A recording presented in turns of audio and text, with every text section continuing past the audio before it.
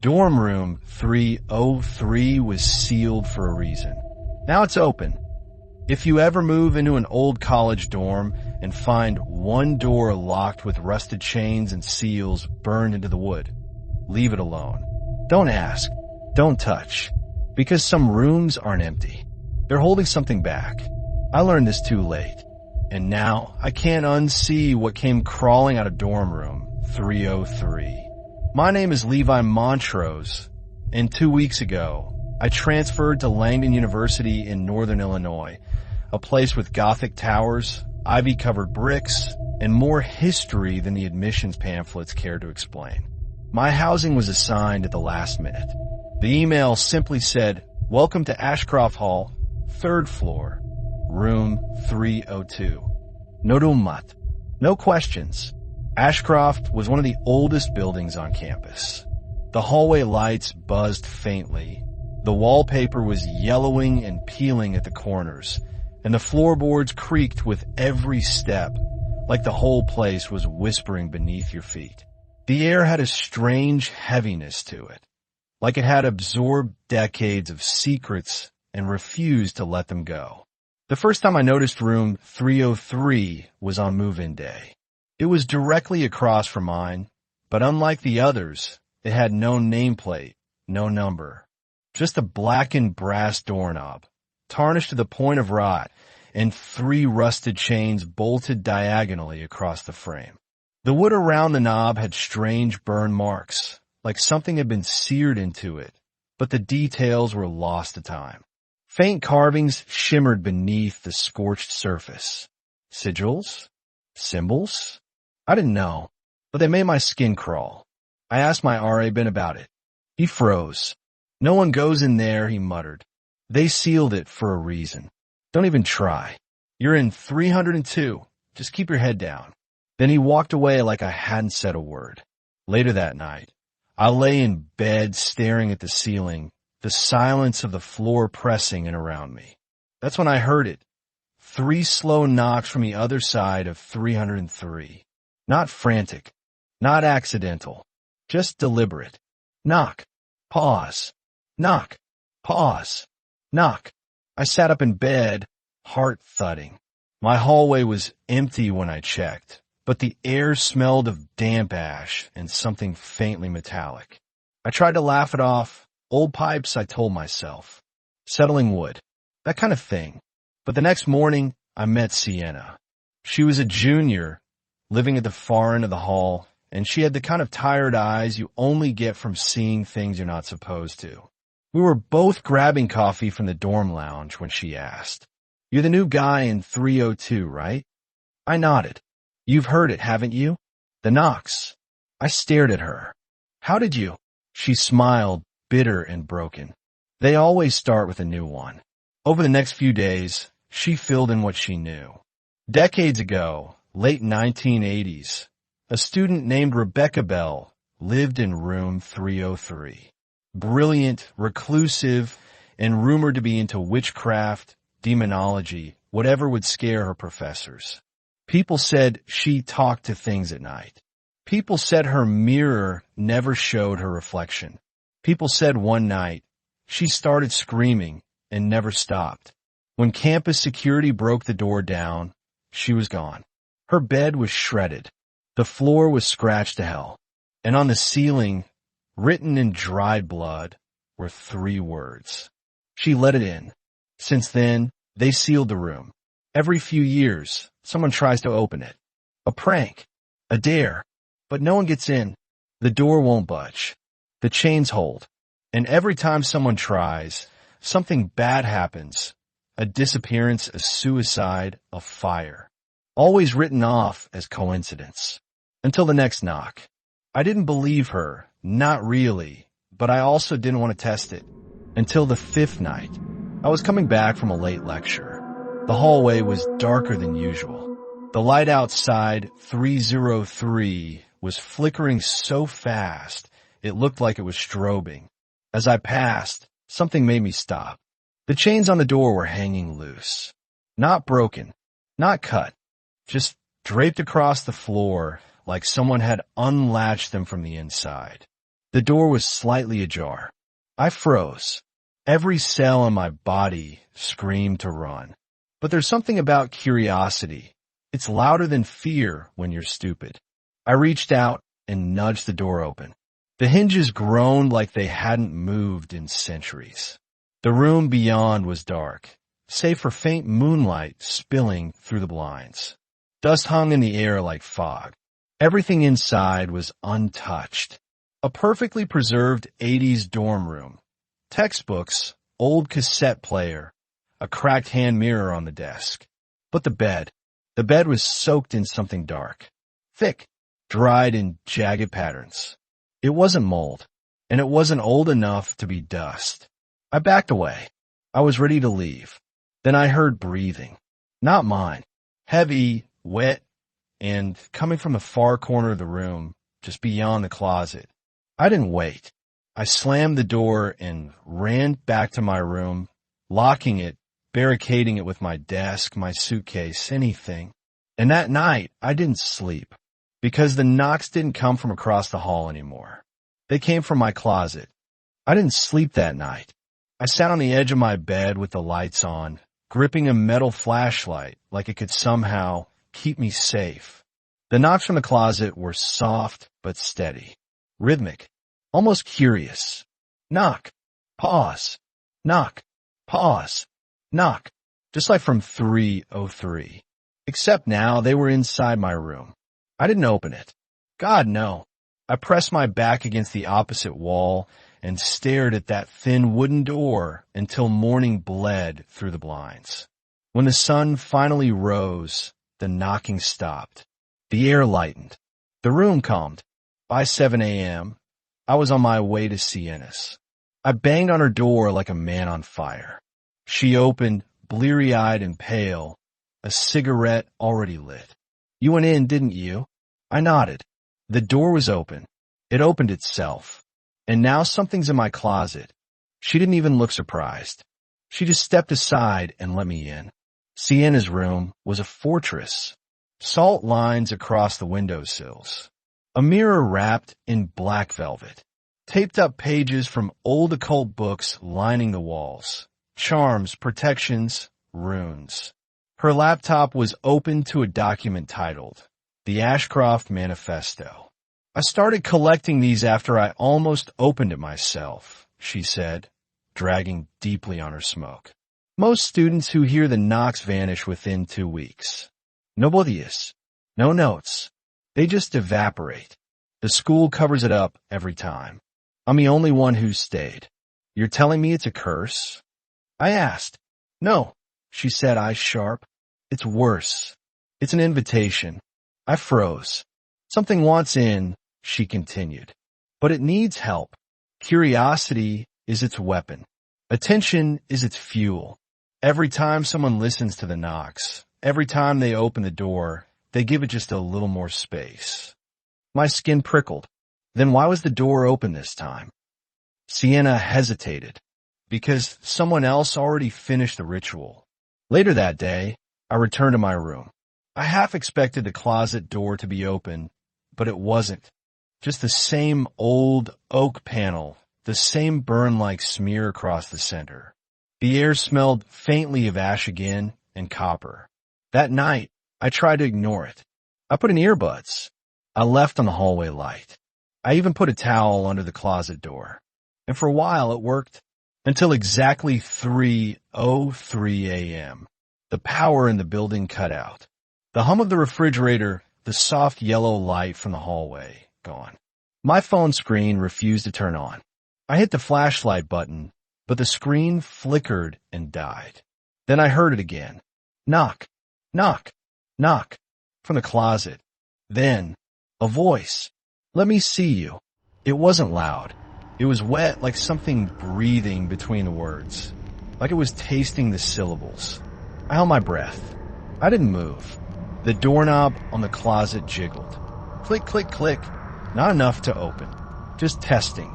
I backed away, heart hammering. I felt the weight of the entire dorm pressing in on me. Like the walls knew. Like they were holding their breath, too. Then something slipped under the door. A torn piece of paper. old, yellowed, brittle.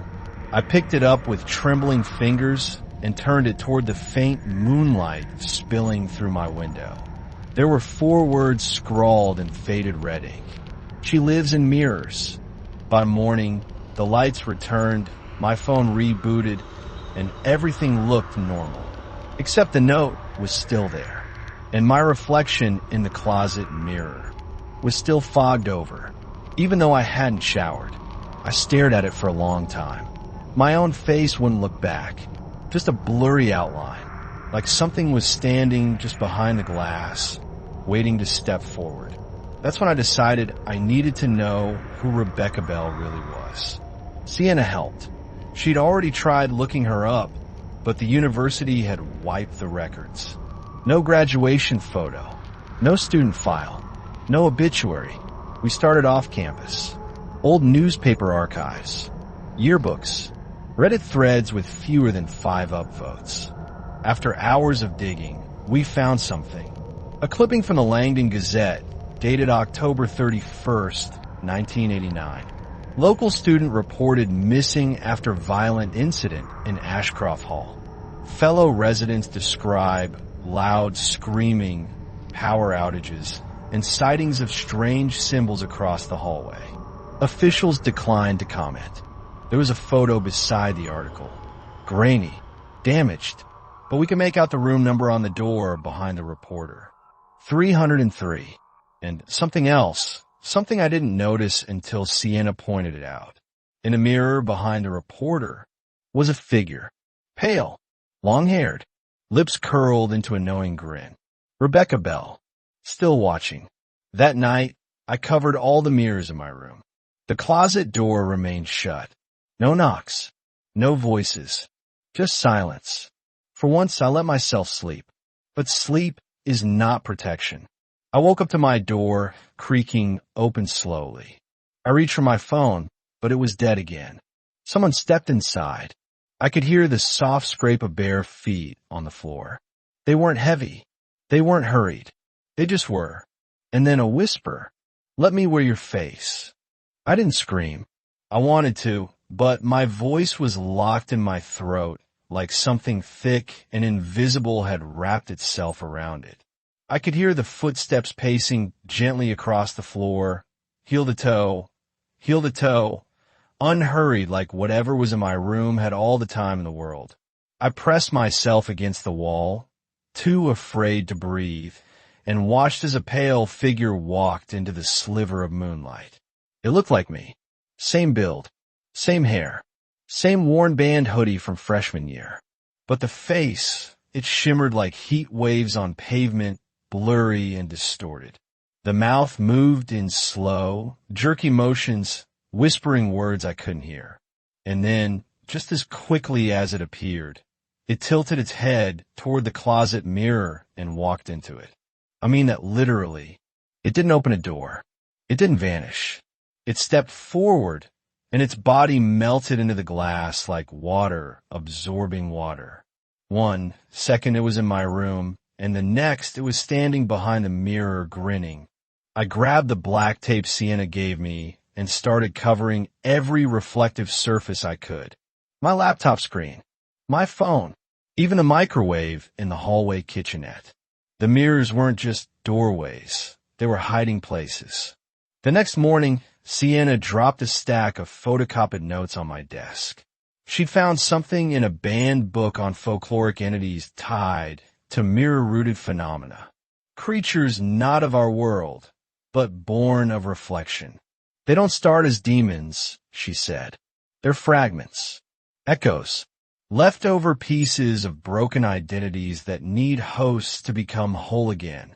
I remembered what the voice had said in the dark. Let me wear your face. These things, Sienna continued, flipping pages, start by mimicking, then they coax. Then they wear you like skin. You think you're looking at yourself, but really, you're watching someone who's already learned how to replace you. I stared at her, heart dropping. How do you stop it? She looked down. You don't. Not if you've let it in. I couldn't go back to my dorm room. I moved in with Sienna for the weekend. Her room was mirror-free and salted along every door frame. But even there, I wasn't safe. On the second night, I dreamt of Rebecca Bell. I was back in room 303, the door wide open. A woman stood inside the room with her back to me, her long black hair damp and tangled, her hands twitching at her sides like she didn't know how to use them. When she turned around, I expected blood, decay, horror, but she looked normal, pretty even. Her eyes were deep brown and sad. "I just wanted to leave," she whispered. I blinked, and then her face began to rot, peeling back in sheets, skin sagging off the bones. Her jaw snapped open, unhinged, and she screamed, a sound that shattered glass and pierced every nerve in my body. I woke up gasping, drenched in sweat. I stumbled to the sink, splashed water on my face, and then looked up. I didn't have a reflection. The mirror above Sienna's sink, despite being covered by a towel, showed no trace of me. Just the wall behind me. No face. No outline. Nothing.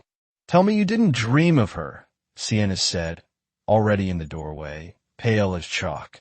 I nodded slowly. She said she wanted to leave.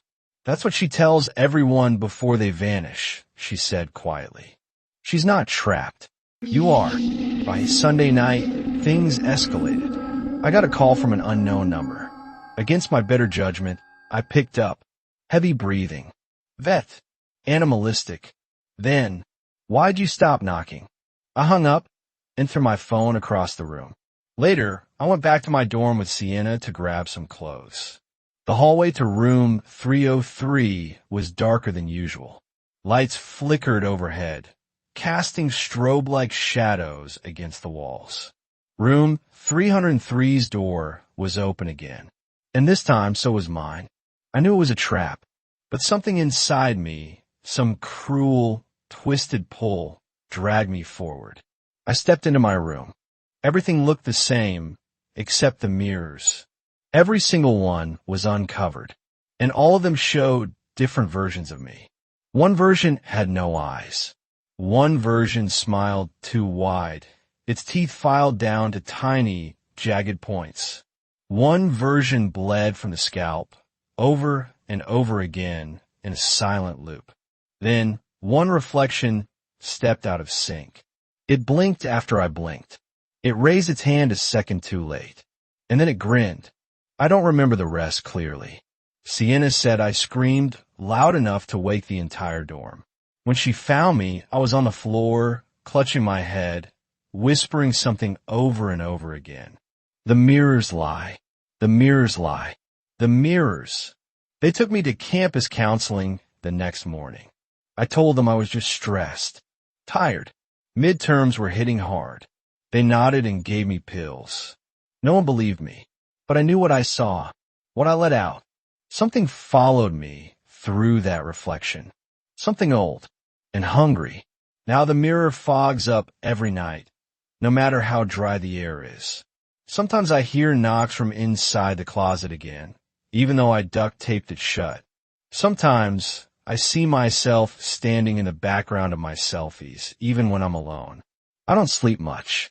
I can't, because every night at exactly 3:03 a.m., the reflection smiles first. Sienna wouldn't talk to me for 3 days. Not because she didn't believe me, but because she did. The night I broke down in my dorm, she found something scratched into her arm the next morning. Not written, carved. Thin, deliberate lines spelling, "You're next." She hadn't done it. She didn't even wake up when it happened. After that, she started sleeping with a knife under her pillow and refused to look in any reflective surface. Even her spoon. "I think the room's not just haunted," she said, eyes bloodshot. "I think it's alive, and it needs someone to replace what it lost." I asked what she meant. She pulled out a yellowed newspaper clipping and slid it across the table.